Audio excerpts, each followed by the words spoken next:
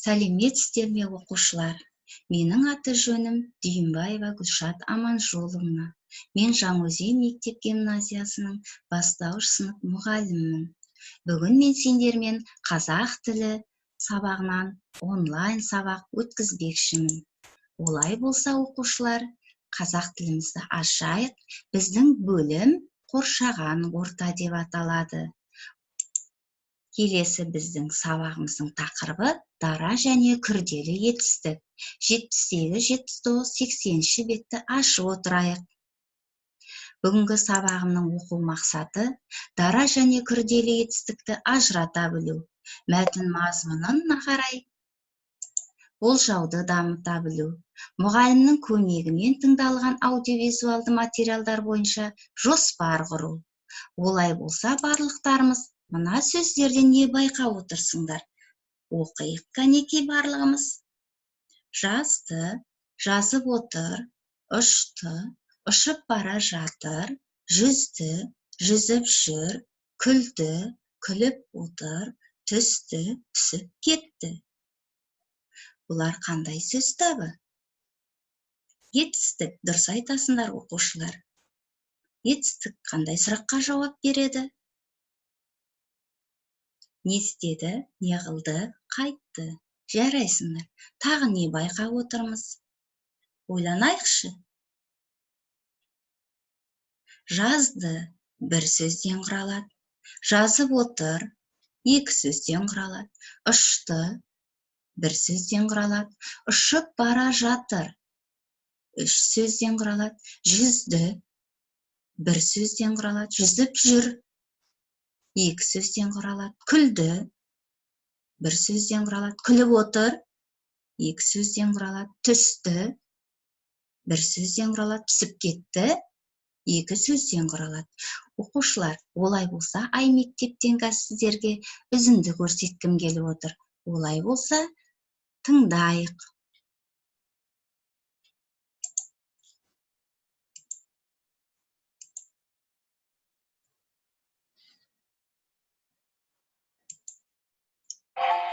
Қандай әуен? Шынымен, ештеңе естімей тұрсың ба? Жоқ, ештеңе де. Естіп тұрмын. Бұл қыздың әуені емес. Біздің ауладағы дыбыстар ғой. Қане, не естіп тұрсың? Сауысқан шықылықтап жүр. Иә, сауысқан шықылықтай. Анау жақта торғайлар шырылдап жүр. Иә, торғайлар шырылдайды. Жеңіл көліктер кетіп бара жатыр. Солардың дауыстары естіледі. Сыпырғының дауысы естіледі. Анау ағай көшені сыпырып жүр екен. Дорбадан алма түсіп қалды. Алма кетті домалап, көше бойын жағалап. Кім алманы табады, сол ойыннан шығады. Енді күзгі әуенді естідің бе?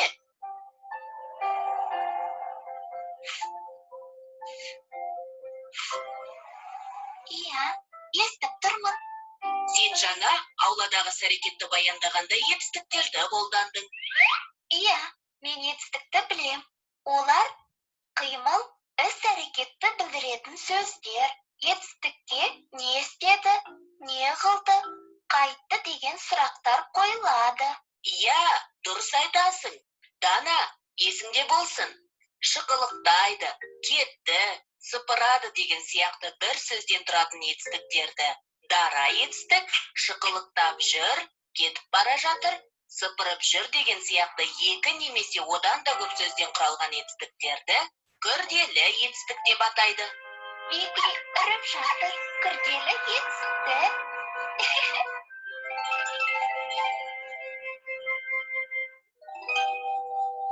Қайталайық. Дара және күрделі етістік. Етістік дара және күрделі болып екіге бөлінеді. Дара етістіктер бір сөзден тұрады, ал күрделі етістіктер екі немесе одан да көп сөзден құралады. Мысалы, түсіп қалды. Түсті. Домалап кетті. Домалады. Сыпырып жүр екен. Сыпырады. Жақсы оқушылар, олай болса, мына тапсырмаға қарайық. Оқушылар, дәптерімізді ашайық, күннің жадын жазайық. Дара және күрделі жетістік деп тақырыбымызды жазайық. Бірінші тапсырма. Дара және күрделі жетістіктерді екі бағанға бөліп жаз. Алдымен сөздерді оқып алайық. Барды, оқыды, оқып отыр, айтып тұр, тыңдады, сөйлеп тұр, келді, асығып жүр. Мен не оқыдым? Қандай сөз таптары? Барлығы да етістіктер. Олай болса, осы етістіктерді дара етістікті бір бөлек, күрделі етістікті бір бөлек жазайық. Барды, дара, оқыды, дара етістік, оқып отыр, күрделі етістік, айтып тұр, күрделі етістік, тыңдады, дара етістік, сөйлеп тұр, күрделі етістік, келді, дара етістік, асығып жүр, күрделі етістік. Дара етістік қанша сөзден құралады? Бір сөзден, дұрыс айтасыңдар. Ал күрделі етістік қанша сөзден құралады? Екі немесе одан да көп сөзден құралады. Жарайсыңдар оқушылар. Олай болса, келесі тапсырмамыз. Бұл бізде оқулығымызда бар екен. Мына мысалды қалай жалғастырар едіңіз? Құмырсқа мен шегіртке. 21-ші жаттығу. Олай болса, оқулығымыздағы мысалды қарап отырайық. Оқимын. Кішкентай құмырсқа нанның қиқымын алып келе жатып, байқаусызда шұңқырға түсіп кетеді. Мұны көрген шегіртке мазақтап күледі. Осы кезде оны ары қарай қалай ойлайсыңдар? Қалай жалғастырамыз? Ол үшін бізге тірек сөздерді пайдаланамыз. Шоқып жейді, жем болады. Суретте нелерді көріп тұрмыз? Ойланайық. Ұшып келген торғай шегірткені шоқып жейді. Шегіртке торғайға жем болады. Енді оқушылар, осы мысалдың ішінде дара және күрделі етістіктер бар екен. Қарамен жазылған сөздерге назар аударайықшы. Түсіп кетеді, күледі. Бұлар қандай сөз табы?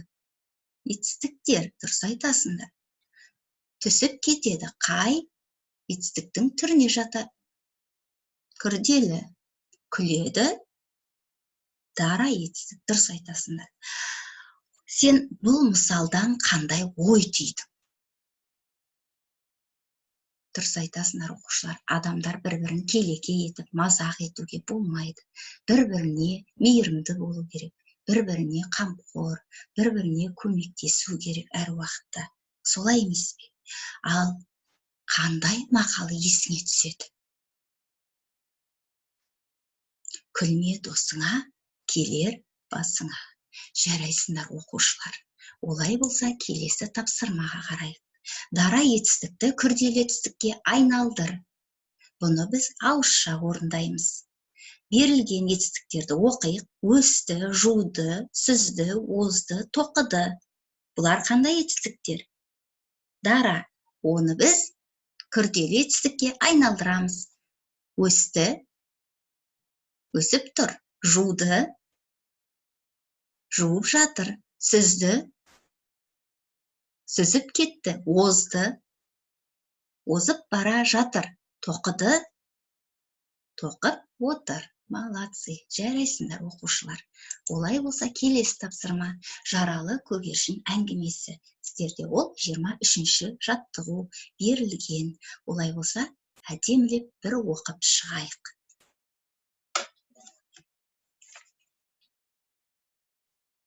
Әңгіме: жаралы көгершін. Ахмет бірде жаралы көгершінді тауып алды. Оны аяп үйіне алып келді. Денесін суық сорған құс дірілдей берді. Кім сені таспен атқана? Ондай бұзық баладан қандай адам шығар дейсің? Деп анасы құстың жарақатын дәрі-дәрмек жақты. Құстың қанатының астында тілік бар екен. Қан ұйып қалыпты. Дәкемен денесін орап тастады. Бір аптадан кейін жарасы жеңілдеді. Көгершін қанатын қомдайтын болды. Ал енді оқушылар, келесі тапсырмаға қарай. Әңгімеге құрылған жоспарды жалғастыр. Бірінші жоспар: Ахметтің жаралы көгершінді тауып алуы. Қалай ойлайсыздар? Екінші жоспарды қалай құрар едік?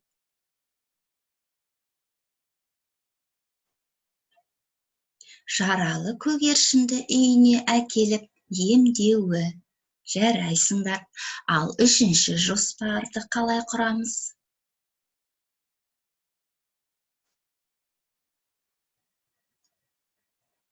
Көгершіннің қанаты жазылып шығуы.